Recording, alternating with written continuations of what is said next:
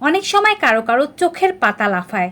আমরা অনেকে এটিকে অশুভ লক্ষণ হিসেবে মনে করে থাকি, কিন্তু এর বিশেষ কিছু কারণ রয়েছে।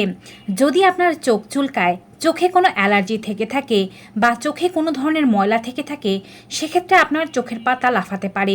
যদি আপনি অনেক ক্লান্ত হয়ে থাকেন, দীর্ঘদিন ধরে না ঘুমাতে থাকেন, সেক্ষেত্রেও আপনার এমন সমস্যা হতে পারে।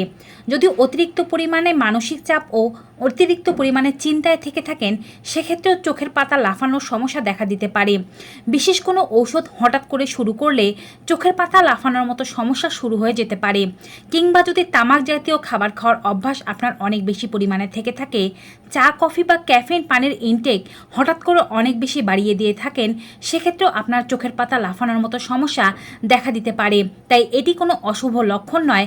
লাইফস্টাইলে কোনো পরিবর্তন এসেছে কিনা খেয়াল করুন।